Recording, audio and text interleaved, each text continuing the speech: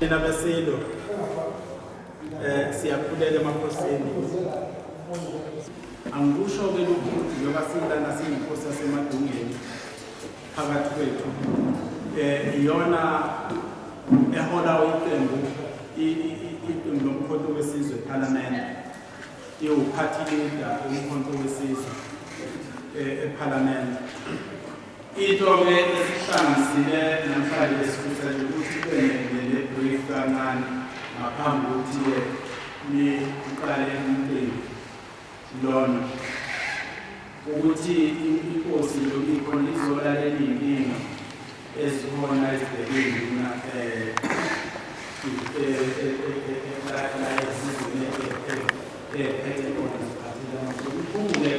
imibuso eminingi awukho umbuso ongaqwanga ngaphandle kwenduna umbuso wobukhosi uyisiselo sayo yinduna. Ngizokwenza nje ukuthi umzekelo ngombuso njengomaziyo, sinombuso wakwaZulu nje owakhandwa induna yasemvutsheni. Cishe impela niyayazi yonke ingoma wakwazi ukungena ubusuku lekhona ubeke into-ke namhlanje into-ke ithi-ke umhlaba wathathwa emakhosini. Sifisa ukuthi umhlaba ungene emakhosini nomnotho, and sifisa ukuthi amakhosi nenduna zibe nezigaba nomhlaba zingashiwa ngaphandle. Induna namakhosi zibe nezo nangabe kuthathwa inqubo i-government nazo asibe nezo. Njengoba esibheke ophethweni, siyafisa ukuthi induna namakhosi nabayithole deployment ku-government, kungathi nje kuphela ngoba inkinga ekhona ekuhlaleni induna yaziqala bese zoba itshele ikhansela. Manje sithi laba abantu kuhambisa lezi zinhlaka zonke ukuhambisa ama-service delivery akekho ukubambisana phakathi kwekhansela nenduna. Futhi siyafisa ukubona induna zigcwele uhulumeni zinazo zibambe iqhaza kuhulumeni. Okunye esikhuluma esifisa ukwenzeka yi-relocation, ukuthi mhlawumbe iy'nduna ziphume ziholele komasipala ingxenye yama-service delivery zingaholelwa yi-province ngoba iy'nduna ahola kodwa inaholelwa umasipala automatically seziyingxenye kamasipala, sezizokwazi ukuthi ihlale emkhandleni la kuthathwa khona. Nenye into eba khona uma kunama-project, inkosi ayazi iqhamuka isizotshela, induna yazi iqhamuka isizotshela, umuntu ogcina esethatha amandla wonke yikhansela. Kanti ikhansela suke likhethwe isizwe suke siyikhola. Manje yizo zonke izinto esifuna usifisa ukuthi nanokuthi-ke khona imihlaba lela ekhona emakosini sifisa ukuthi isebenze ikhiqizo iy'phaza shop, imikhiqizo ephuma lapha endaweni zamakhosi afakele iy'phaza shop, kube khona ukuxhumana phakathi kokhosi nomasipala uku-create i-market, kube ne-market day lapho umkhiqizo wonke lo waphuma ey'ndaweni zamakhosi uyothengiswa. Into esishaya kakhulu i-market. Sifisa ukuthi i-value chain yonke ye-food security amakhosi ayibambe yonke. So ngaleyo ndlela besithi-ke amakhosi nenduna akuzwakali ukuthi namhlanje unani, kodwa njengakakhulukazi namhlanje indaba ithi umnotho obuyele nezamakhosi kubanje i-value chain yonke i-food security umkhiqizo wonke ungasuke enkomeni uzophuma i-process yokuphela njengoba induna ibifakazela esikushoyo ongakwazi usuke afakazi. indaba ezithi undaba kusenesizwe sibonga khona bamakhosi phakathi kwethu nenduna zonke ngiyabingelela nabozawethu iy'nduna zonke kuyisikhathi zikhala zinameza zicela ukuthi umkhonto ukuyilalela nomlando-ke abanawo ngobuholi bomkhonto ukuzethula nje umuntu umshoba emabhensini khona lapho ngifuna ukulekelela lapha ubaba kunaleya mhlaba le mhlaba okuthiwa yakwa-land reform noma state land ungabusezwa bengisholo ukuthi ubaba ohleli akufaka ukuthi sesoze sife yini nale mlando ngoba iy'ngane zethu ngeke zikwazi nokuthi ayifike kanye eminye yaleyo mhlaba ifike sesisele kuthe manje seyihambela futhi amabhunu yasalinzalwa iba yakwa-land reform iyasokolisa leyanto izigcina ikhathi amakhosi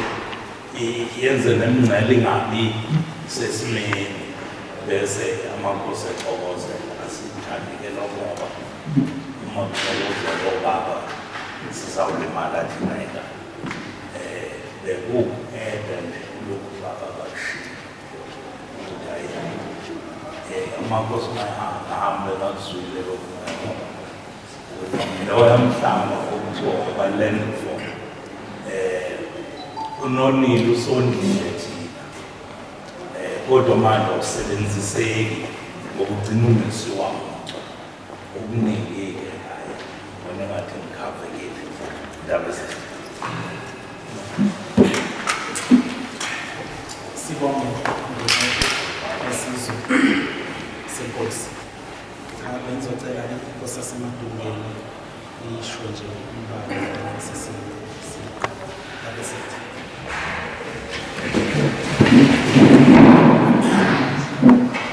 asibonge kakhulu ngiyocela ukuthi nabe silo siqale sivule kahle ngokukhuleka esilweni samabandla ofana nomhlabathi sifise kuba umoya ivinyo amakhosi asalala umdlokombane ungenala ungahlangani thina kepha kunyakazile amathanda amathanda abo yakabelelekele wena wendlu wena wendlu njalo selesikhulu welolonke khana kwamakhosi mabebuthene lapho abantu bakumbonyama ababuthene ngoba ubuhlakani babo kepha sikhuleke emakhosini asalala kuyingonyama zonke ukuba indaba ey'khulunywayo sikhulunywe iy'ndaba zezwe esikholwa ukuba kusenhliziyweni yengonyama ukuba ngelinye ilanga kubonakala iy'nhlaka zobukhosi zithola amandla afanele sifisa-ke ukuba umhlangano namhlanje ungabi ngathi kepha ubusiswe amakhosi asalala amafelagazi namadelamzimba ayelwela ukuba isakhiwo sobukhosi sikwazi ukuba sezingeni elifanele sikahlaka sifisa ukuba kakhulu ngaboshe nomkhulu konke mkhathini amakhosi asendlunkulu ntwana wakahlatshwayo unkosi namakhosi onke asendlunkulu yinduna zamakhosi ufishane nje osekuthini kubaluleke ngendlela esimangaliso okokuqala sifikile isikhathi sokuthi-ke kubukwe ukuthi le Roman Dutch law ingabe ikhulumisana nathi. We are not in Rome, we are not in England, we are not in Dutch. Kodwa umthetho esiyisebenzisayo imithetho yasentshonalanga uthinta udaba olubaluleke kabi noma ngabe kudala kukhulunywa ngalo okufanele kube ziyabekwa ingabo umongameli uNxamalala ekhulumeni leyo ukuthi uma-ke kwakwazi ukuthi izwe liwinwe ngo-2/3 majority into yokuqala ibalulekile ukuthi kubukwe lo mthetho osilawulayo ukuthi ukukhulumisana nathi awukwazi ukufika ezweni lamakhosi kunabantu abadala abanomlando omdala osuka emuva wafika iy'khathi zo-1913 ngobezwa mthathana ngo-1913 kwase kubuzwa lo mthetho ababezama ukuyilungisela lehlanganisa bezakile ukuthi lizokuswa kanjani bese kuzoba nemihlaba ezokuthiwa i-state kube liseyima ukwazi ukusebenza kodwa abangakwazi ukuthi kuqiniswe imithetho ezokwazi ukukhulumisane nabantu base-Afrika ezweni labo iyokwazi ukuthi ilekelele yona enye yezinto mangasifinyelele ekuthini uwineke ngo-2/3 majority into yokuqala nje egunyazengakabazi ukushintshwa komthetho ongakhulumisani naye ukwazi ukukhulumisana nezinto ey'fanele izinto-ke ey'thintwe lapha izinto ey'baluleke kakhulu nesikholwayo ukuthi ziyokwenza ukuthi izwe ikwazi ukubuyela esimweni okuyiso ngoba imithetho ekhona njengamanje igcina yenza ubone nje ukuthi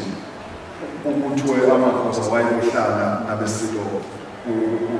umasipala kodwa ahlale naphinde beyithusa ukhulume omeya nabantu bamakhosi basebekhethwe kwaba nababathathile kanti phela kufanele i-system ike ishintshe uma kukhulunywa ngomasipala kamakhameni kubukwe ukuthi mangakamakhosi akhelele umasipala whether i-district noma mangakamakhosi akhelele umasipala sekusho ukuthi sikhulume ngokwakhona kwekhansela kulo masipala nomkhandlu ozolawula nomasipala akukhonzile ukuthi kuney'ndawo zamakhosi kusho ukuthi lezi ndawo zamakhosi akube nokumeleleka kuyina ezizokwazi ukuba abantu nabo abazi ukusuka nokuhlala ukuthi usuku banashona ilanga kusele kuyona yini eyenzekayo esizolile okwenza lezi ndaba ezenziwa ngandaba kusuke indaba ey'nkulu lezi ndaba ezifuna bafuna zifuna abanini bazo bakwazi ukuthi enye into engakwazi ukulungisa amangasifuna ukuthetha ungashilwa ungakhulumi kanje ungakwazi ukusekelela thina esigaba phansi bani ukufinyelela kanjani even isystem ekhona elawula ukwakhela komasipala kethu ukusizwa ngoba empeleni ngaphambi kokuthi kuzofika intuthuko yethu induna kufuneka ikhona ukuthi hhayi ukuba benazezimolentweni thina besinombono ukuthi uma bekungenzeka ukuthi even into yezolimo kube ukuthi induna iyakwazi ukuthi iy'ndawo eziyifenya lapha njengoba kwakhiwe yiy'ndawo ey'thile uma kungathiwa kunendawo ekunikezelwa ukuthi ngoba indawo yakithi ayikho simuntu ukuthi kungakhiwa amafeni noma kungenzekani kodwa kwezolimo inothi kusho ukuthi kwakungakhona unomkhiqizo nje bese izintolo zisela umkhiqizo ophuma lapho ungena lapho kumele ukuthi lokulethwa abantu bokufika beyima abazolawula esebenze bangene ngisho ey'ndaweni zamakhosi uma ngakwazi ukuthi kube ne-document efana nale ekhulumisana nokuthi iphi indlela engakwazi ukwenza ukuthi ikhulumisane nje nabantu base-Afrika kuyolekelela kakhulu uhlelo nje esilisapota kakhulu nesikholwa ukuthi uma lungakwazi ukwenzeka luzokwenza ukusa kwase-Afrika kube yilokhu okufunakalayo sikholwa ukuthi uma ihlanganiseke kahle izokwenza ukuthi isho into le noba inhloso kaNxamalala inhloso ngingakawenze athi uyafisa ukuthi abantu noma ngathiwa bahlukene kangakanani ngokwamaqembu ukuthi bakhuluma kodwa uma kufika isikhathi sesisokhela bathathe sihlangane sisemunye siyoqinisekisa ukuthi izweni basezandleni ey'fanele konke okunye sekuyobe sesikwazi ukuthi kulandelelwa uzokwenza ukuthi ushintshe imithetho ikhulumisane nesimo sabantu base-Afrika sifuna kakhulu nje uma kwethu induna ngoba mina ngithi makhosi asendulo nabendulo abantu kuyibo abayisihlale sisho ngisho kwingonyama sithi ngonyama abantu abayisekelo usukele emuva emlandweni njengoba kade esho lapho eGambusha even ngesikhathi selembe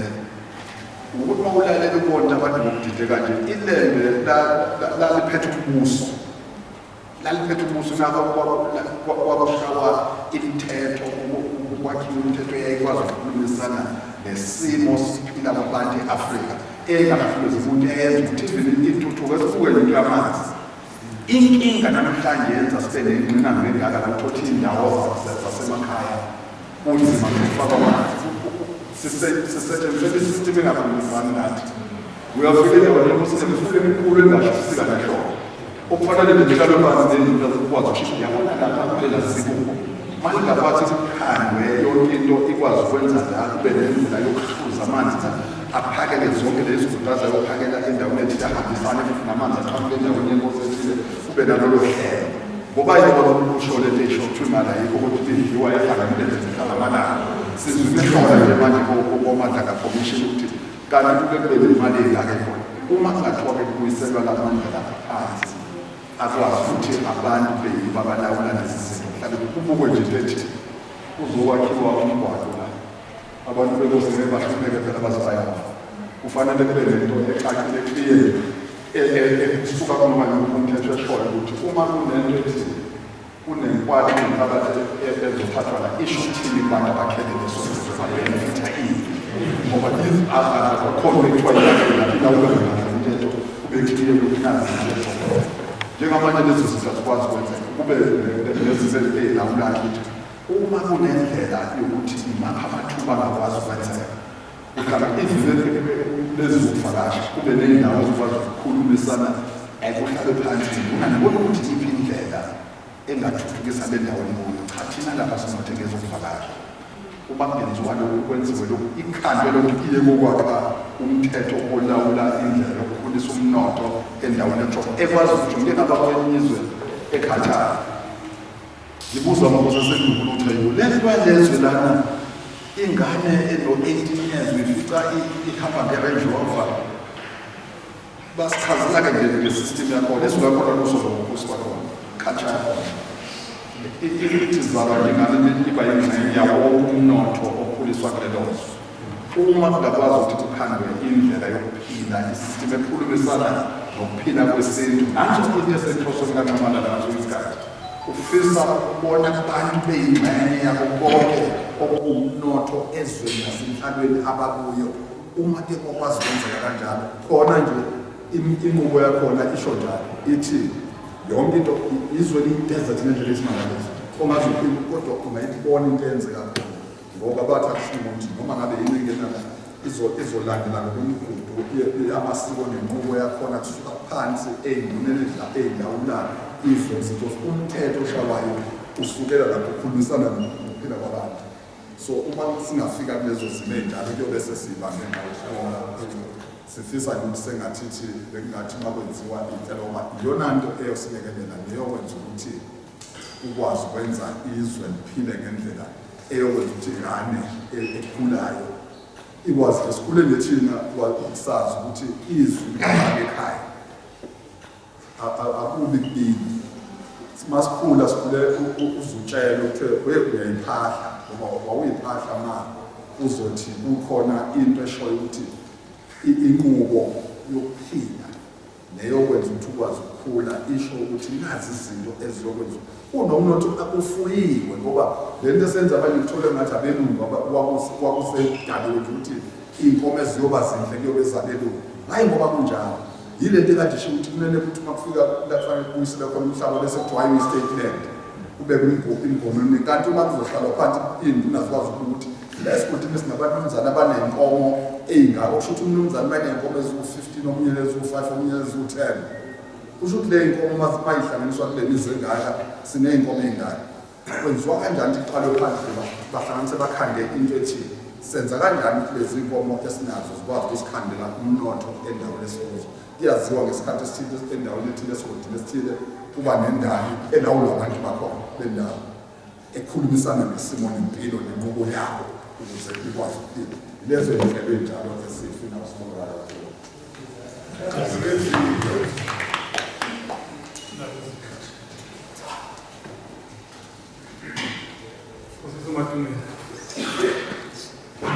Ngiyathokoza sasele minyaka sabenza kodwa sekuyisikhathi lapho uzosise manje khona ukuthi izovele zififo ukuhlala zikhuluma zanze amakhosi sezimakazi ngoba lokho inkosi akabalulanga sekwakusala into ekhona ukuthi ibekhuluma ingekho indlela efana kodwa abantu bebelelo ukuthi mhlawumbe inkosi sezibona njengoba sibona yazi ukuthi umakwala abaningi abazobona uzokwazi ukuthi lezinto namhlanje le mthetho yokuthi silungiselele ukuthi nathi ukuhlaba amakhosi lukwazi ukuthi emthethweni lelo sikhuluma ngayo izovela ngethemba ukuthi iy'nduna amakhosi azwile nangumholi wethu oyisapothayo ukuthi nabezethu isiphakamiso sokuthi ilapho iyema local process singacela ukuthi inselelo abelekwayo ifike ngoba ngizocela ukubheka khona ubaba omongameli ubhekile waze wakhombisa amakhosi umthethosisekelo ukuthi abanikane kodwa lokho kuyokwenzeka kuphela afisa kwenzeka uma nawo amakhosi oyizimposi izo because ngeke kunama-ideology angazi siyazi ukuthi lapha bakhona abanye mhlawumbe bangasakholeli ekhosini nomlawuli wokhosi okusho ukuthi nathi ispace sethu kumele umongameli sisilwele ukuthi sibe khona siswakale masibonge kakhulu sithe asike sethu ufokhasa sixoxe endaweni zokuthi ngoba inteni usually ube nama-documents ekuthiwa athathwe ngohlala kanti abababa ababili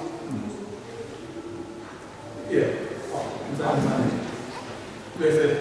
inkosi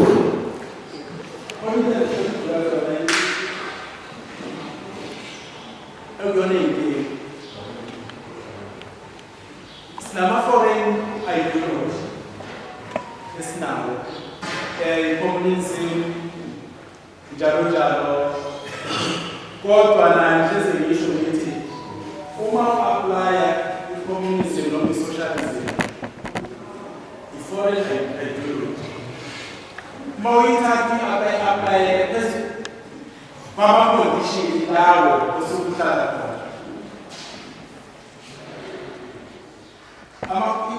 I-communism siyazi ukuthi iyabanga eGermany. Yayi-apthatha inqubuzane i-Russia kulelinye, wayi-aplaya kodwa based ngama-condition ase-Russia. Nathi e-Afrika sima siyithatha siyi-aplaya based ngama-condition. Into ebalulekile sithatha ama-foreign ideology sawathatha sazowa-aplaya ngokwe-Western asangasebenzisa i-Afrika i-Pan-Africanism siphile ngayo. Bengithi sesizocela ukuthi sizihlele u-President u-Edile manje uZanele sebedile kade esihlangene nosomabhizinisi ngale sesizoqala umsebenzi wonke. Ngiyafisa ukuthi-ke sengaqala nginyakazise. Siyabonga kakhulu.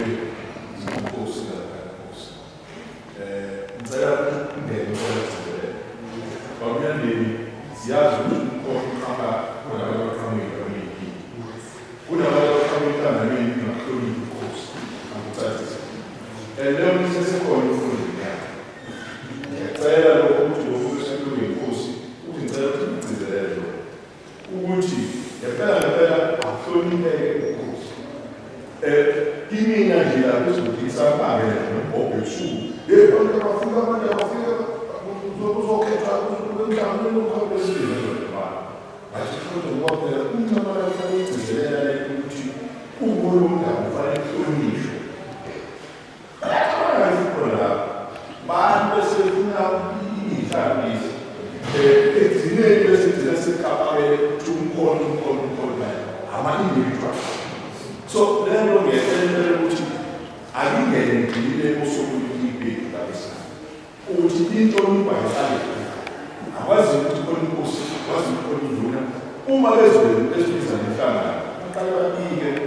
uze inkosi uma besekhona ingxabano kwawo ikwazi ukungena kwawo inkosi kwazi ukuchaza afike nathi ngifana ngiyabonga lokho bekufanele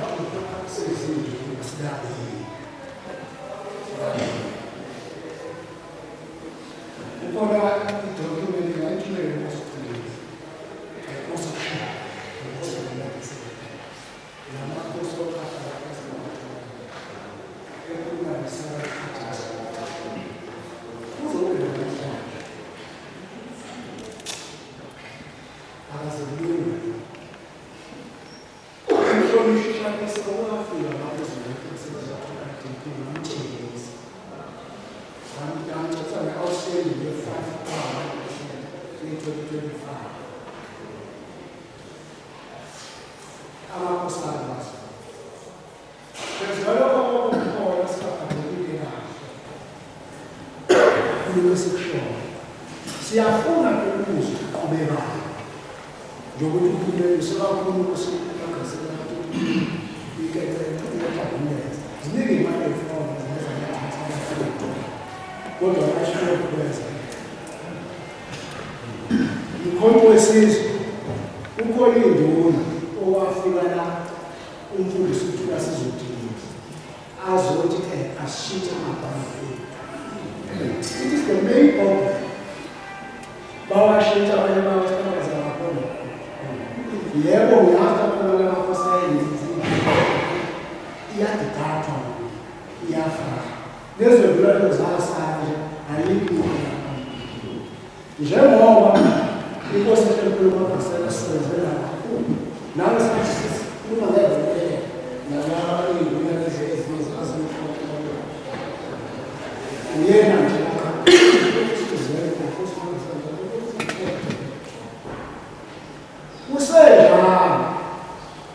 usenjalo sisukana siye kwenye indawo siyosayina i-account bathi ungaqinile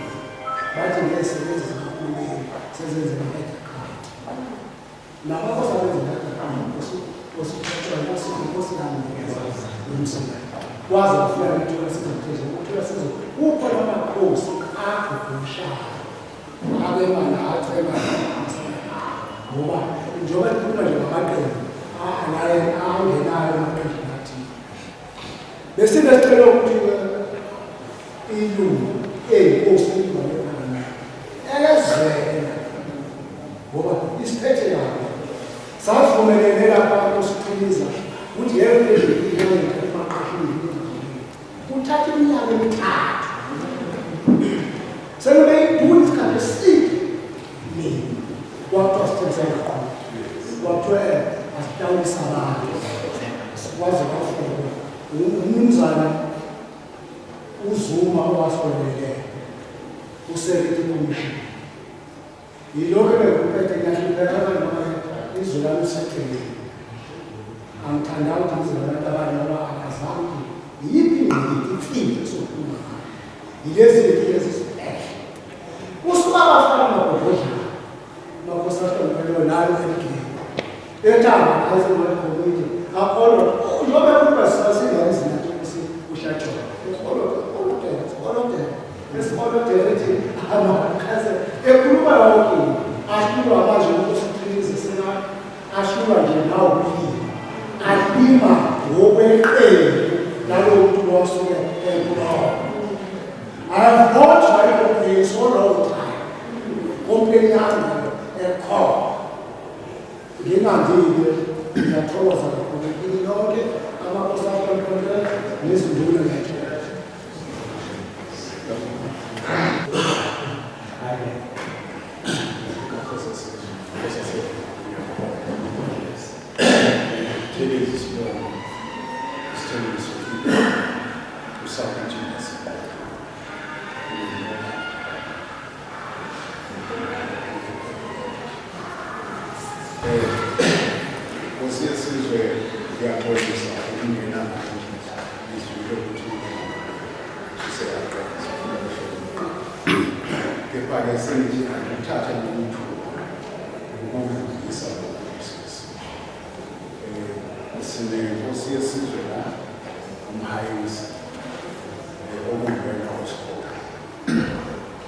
kuleyasa bridge ngosesizwe ngiyafisa umuntu noma umuntu esezoqala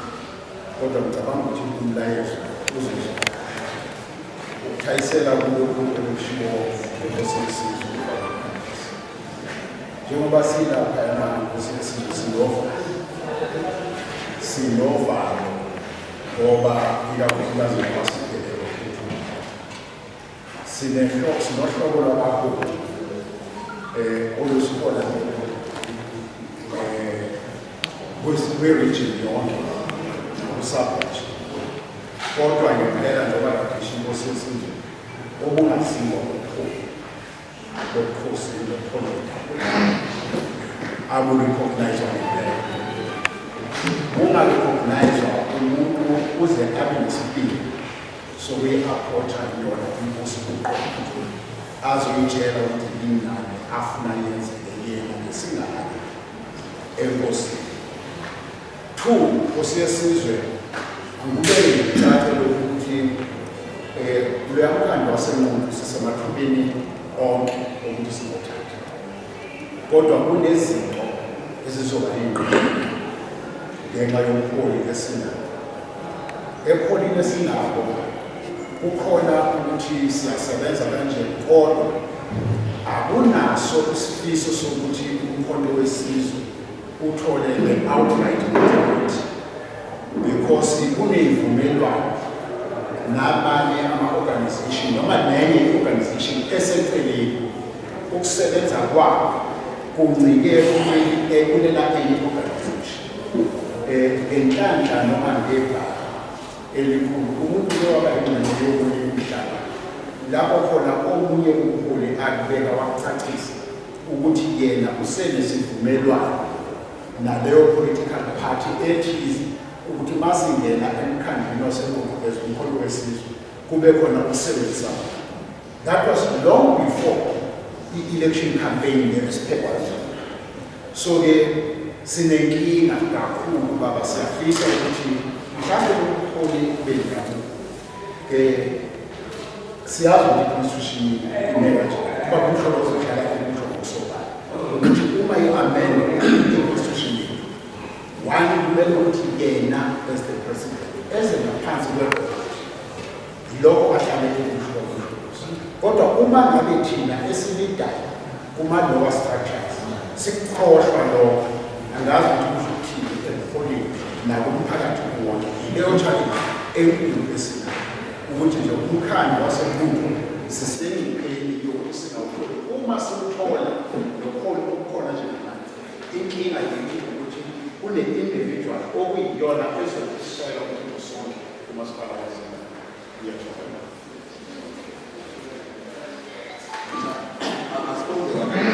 Ngiyafisa bakithi ukugcizelela into embalwa nduna zamakhosi nabesilo. Ngicela nje egameni likaNxumalanga ngiyacela ukuthi kunezimo ziningi izimo ezizoba khona njengamanje towards ama-election ezizobe zikhandwa ezinye zazo ngenhloso yokuphazamisa noma yokwenza ukuthi kugcine kunga-achivekanga lokho okufunakalayo. Kodwa ngicela ngijabule kakhulu ngeke ngabona unduna uDlamini yes enye uyazi uma ngathiwa uthole ithuba achaze ukuthi kusukwaphi isimo sasinzima kanjani kwakunzima ngale ndlela. Uyabona abanye namhlanje babona izinto sezilula kwakunzima kunzima. Umuntu wokuqala okwaze ukuhlonipha induna nokuhlonipha ubukhosi kube uMongameli Zuma wasayina into ayegxekwa abantu abangawayisayini ukuthi baneqhaza elibaluleke kangakanani ukuthi kusetshenziswe. Kunama-black ey'nduna okufanele ziwathole hhayi kuba lezinto zingazile okugcine ukuthi uma sekufanele nemali yekuzo sekukhona ama-passage nezipeyiti lesezenzeka kulezo zinto. Akuzona izinto zangelina lezo zinto kunesinxusa kakhulu ukuthi siyacela ukuthi kulesi sikhathi ke sibonge sinikeze uMamalala into ayothi noma kuphi athi hawu iqhaza engabanjwa ubukhosi leyizina mhlawumbe ithatha isinqumo sokuthi ake siyeke konke sithi nje akuthi uma kufika umhlaka 4 November kwenzeka into engakazi zenzeke ibonakala ukuthi uvotele le yokungahlonishwa kobuholi bomdabu ayikho enkundleni naleyo. Siyakholwa ukuthi izinto ezizokwazi zihlale phansi ziphikisene kube sesigabeni esifanele. Kodwa into esinxusa kakhulu into nje enxuswa uMamalala ake sithi masikhuluma siqinisekise ukuthi abantu bayakubona ukubaluleka kokulangazelela ukuthi sengathi ngathi makufikwa kulula suku bonke abantu bathi ngoba into ehluphayo echaza umholi la yile yokuthi kuqala izinto uMamalala kakhulu ngazo abantu baqinisele i-identity bafuna ukube namadila asenziwe ngawazi. Kodwa siyafisa ikakhulu nje siyafisa ukupholisa kakhulu makhosi asendulo uma kukhona singathi thina sike silwe nje ukuhlutshwa kwenyanga kuze kuzokwenzeka leyo nto eyenzeka emcimbini kwaTheza sathi ihlazo likaZuma la kuze kube khona umbhobho uqhuqwa nembhobho phambi kwengonyama ngosuku yicilo leyo ihlazo elisuke lihlutshwa leyo kuze kuzoba khona nje ngithi mina udelela ubukhosi usuke uyiphala engakuphendulanga nje ehamba wayongena esibayeni waphenduka kabili kathathu wathi lelemuphi kuye kukulande ukuhlupheka kuwembathe noma ngabe position engakanani kakhulu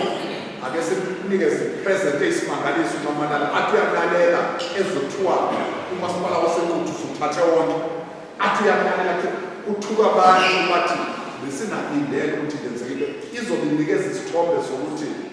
uzothi makufika ukhetho lukazwelonke kuzobe kwenzekani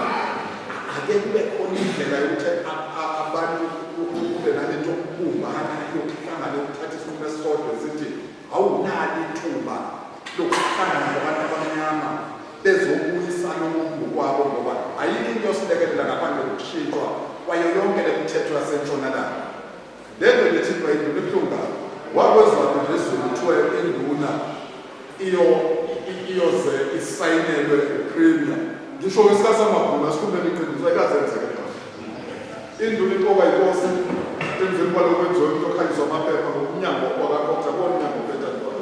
induna urecognize ukusishilo esisuke sesithathile ufika sekuyizipho eyiphendukayo kube khona ekuthiwa laba sobarecognize ngoba ukuthi laba ngesibarecognize kodwa ukuthi uma ihlanganiseke kahle lafezeka iphupho likaNxamalala sizobona inqubo entsha encike enqubeni yabantu base-Afrika uma ke kwenzeka kanjalo siyobe sinqobile uma nje singabakhona lokubambisana ngiye ngithi-ke mina isikhathi lesi esihle esifuna ukuthi uma kufika lesa sikhathi ke kuthi noma ngabe umuntu ukuliphi iqembu athi cha angiphumile kodwa ngawuthi-ke ngiyofezekisa iphupho likaNxamalala bese ngiyoqhubeka nengiqhubeka nayo ngibona ukuthi kuzokwenzeka uma ke kwenzeka kanjalo kwafinyelela la kuthiwa khona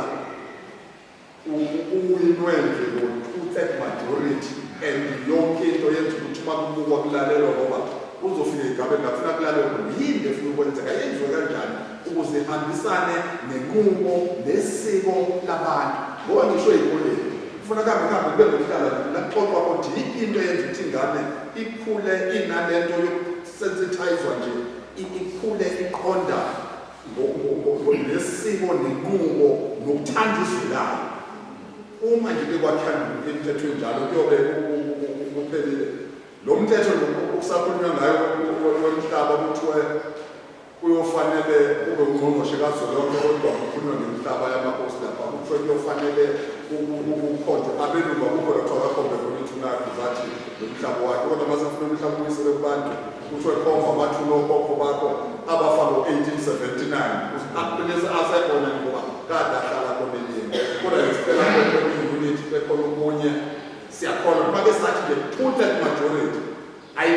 imithetho eyoshawa lapho iyokwazi ukukhulumisana nabantu base-Afrika isho lokhu okufuneka kwenzeke kukhomba ukuthi kufika isikhathi manje sokuthi abantu abamnyama ke bahlale phansi ke kubuyiswe nje isithunzi sobukhosi lapho amakhosi ekwazi ukuthi amakhosi iwahola abantu lapha induna yizo ezilapha eduze kwabantu okufanele ziqinisekise ukuthi zitshela abantu ukuthi umhla ka4 kuNovember akube nokhetho olunokuthula olunoxolo oluneqinisekisa ukuthi abantu bonke beqhamuke inhlangene ezahlukahlukene kodwa aqinisekise ukuthi uma kufika lolu suku akube usuku oluba impumelelo uba impumelelo kokhetho yilapho abantu besuke bewine khona ngaloko ekuthiwa i-2/3 majority kukwazi ukuthi uma kuthiwa kumasipala bonke kukhona abantu abathi mabehlala bebuka inqumo ezithi lo masipala abantu nje babe nenkinga yamanzi okuqala kuyisho ukuthi kungazoba nendawo zamakhosi ezingenawo amanzi kunemfula emkhulu kangaka endaweni zamakhosi kuthiwe imali ayikho kodwa ububonthi imali yehlanga emlenze nsuku zaphuma kufanele kube nemithetho ekhulumisana nezimo zasemakhaya zokulekelela abantu lapha emakhaya induna zibe neqhaza kungafiki nje kungathi makukhethwa amakhansela kukhethwa amakhansela bese kubonakala sengathi sekwabantu esebengaphezulu kobukhosi kufanele kube nokubambisana phakathi kweinhlaka zikahulumeni nohlaka lobukhosi kuzo zonke izinto ilezo zinto ezizoxoxwa namhlanje ukuthi uma kuyiwa okhethweni lohulumeni basekhaya siya kanjani siyimbumba sivumelana ngokuthi sonke sifuna ukuqinisekisa ukuthi ukhetho lohulumeni basekhaya lukhulumisana nesimo sabantu ugogo nje ohleli phansi kwendlu lapha emakhaya athi yes uyazi namhlanje ngangingazi ukuthi ngilapha nje ngineqiniso ngiyakholelwa futhi ukuthi inhlelo ezenzekayo yilezi ezikhulumisana nathi ake ngenze nje isibonelo la uzothola khona ukuthi kunezimo la ongeke uzukholela zonke indawo kuyokwakhiwa amafemu kodwa kunendawo ezinothenga ezolimo kunemhlaba engamafenya kwenziwa kanjani ukuthi induna zibamba iqhaza exoxeni ukuthi lo mhlaba sowusebenzisa kanjani lamadamu akhona la lemfule emkhulu kangaka kuzokwenziwa kanjani ukuthi uhulumeni angathembeli nje komngeni njalo kuyothuthukiswa inkampani zabamhlophe zasentshonalanga esikhundleni sokuthi ngabe kuyabhekwa ukuthi yipi indlela yenza ukuthi kuthathwe lamanzi ala iduzane abese air purifier okwesibili yiqhaza ekufanele libanjwe amakhosi komasipala angayoba zichuse nje kube ukuthi ayoba zichuse kodwa kukhulunywa ukuthi anegalelo uma kukhulunywa ngokuthi yini ledingwa abantu kube kune-information ethi mike presentwa lapha ithi enduna esesigodini esithile naku labihlangene khona nabantu besigodi bavumelana ngalokho lento seyizokwenza-ke ipolisi ezokwenza ukuthi kukwazi ukuthi okay into eshoda kakhulu lapha akubona ukuyobakhela ihholo kodwa bafisa ukulekelelwa kwezolimo into abayifisayo lapha yilezo yinhlaka esifuna ukuthi iqhaza lobukhosi libonakale of the responsibility that the royals have on their communities, or they still outsourcing everything to politics, because I think if the community themselves also know who is their leader and who is influencing their everyday decision, then it makes it easier. How are you guys making sure that the community is also taking the stand in saying we want Ubukhosi to lead us? In fact, that's true. What is happening, the problem that we are facing today is that the people are fed up of politics. Yes. They are fed up of promises. You can't live through hopes and promises. Yes. They want their leaders who lead them, whom they, if we're talking about Induna, even during the night, a person can walk to Induna's house and say, no, Induna, we are not safe in our area. Induna will inform the Induna in Sezwa to make sure that those people are safe. If they are talking about the development in their area, they can go to Induna. We have a certain river there. That river, if we can be assisted, that river can supply water in the area. Just the government to assist and make sure that how are we going to make that river to assist the community. People are fed up of politics. People are fed up of promises. They want something tangible that can assist them. And even that, because they are fed up of documents, what they want is something that comes from them and talks to them as people in rural areas. True. Lastly, Indaba just took place a couple of weeks back in Durban.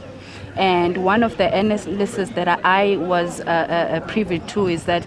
we don't have enough representation or tours around kingdoms, yet this is a kingdom place.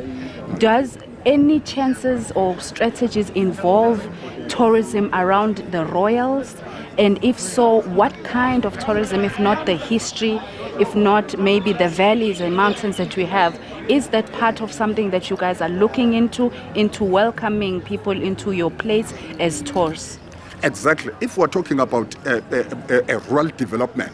that's what we're talking about. That we have areas or in rural areas where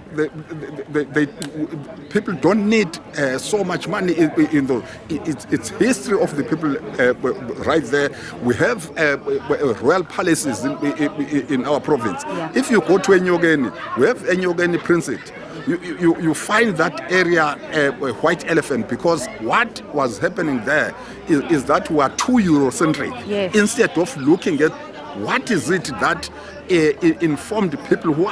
are there, who are the part and parcel of that. Even the young people in the area, they know their history, they know what is it that can develop them. Let's bring them together. Let's make sure that we assist in what is in the rural area. That's what we're talking about if we're talking about the rural setup. If we're talking about to develop rural people, we must make sure that we involve them. They must be part and parcel of planning so that they can identify what is it that they have in that particular area. Sesivala, and going back to our native language, nifisa impumelelo yanomhlangano yanamhlanje izoba injani kunini? What does it look like? kuyimpumelelo enkulu ngoba sikhumbula ukuthi siya kwi local government Yeah. for the first time in history uma singakhuluma iqiniso ukuthi before ama local government election kuzohlanganiswa inhlaka zomdabu la kuzohlanganiswa khona especially induna okuyibona abantu abalapha abakwazi ukubona balalele umsindo qala usuka bese bethi no akuyona into ekufanele yenzeke bazonikezwe ithuba lokuthi ke bachaze ukuthi njengeyinduna yikuphi lokhu abakubona kungakwazi ukubamba elikhulu iqhaza ukuqinisekisa ukuthi ukhetho okiwa kulo 1 kukhethwa abantu abafanele ubungalalela yes into abayisho ukuthi 1 akwazi ukuthi enye into efike ibulale kakhulu yokuthi kukholelwe ukuthi ukufunda komuntu kumnikeza ukuthi abese eba ne-intelligence engaphezulu kwalomuntu olapha owazi kahle oqonda kahle ukuthi yini eyenzekayo bathi ke into ebaluleke kakhulu they fully support into yokuthi kune local government election bafisa ukuthi even kwi setup ye local government uma kukhulunywa ngendaba yokwakheka kwemkhandlo yomasipala induna njengeyinduna ezilapha phansi zibe ingxenye yokuhlala komasipala zikhuluma ngento ethi uma kukhulunywa ngeward because lento yamawadi angazi why abantu beyitolika ngendlela yasentshonalanga iwadi isukela kwi-traditional ward isigodi esilawulwa induna kuze kwazi ukuthi kube khona bese kuyoqhamuka lento eqhamuke yasentshonalanga yamawadi okugcina sekunama-ward committees kodwa uma kuzothathwa induna zibe ingxenye yokuxoxa ngendaba zibe ingxenye yomasipala ithiwe sesikhuluma khona-ke ngentuthuko ethinta abantu lapha phansi ngoba induna mayibuya ayidingi nokuthi kuze kube khona imbhobho emkhulu ithi nje mayibuya bese itshela iphoyisa lenduna elikhona wephoyisa awuthinte bonke abantu besigodi ukuthi ngosuku oluthizeni sinomhlangano la kuzobe sizobuka khona into ethi hayibo naku amasimelele kanti kubonakala ngathi khona into ezazi kade zenzeka qala senza kanjani ukuzivuselela lezi zinto zibe sesigabeni esifanele iyona nto ekhulunywa namhlanje.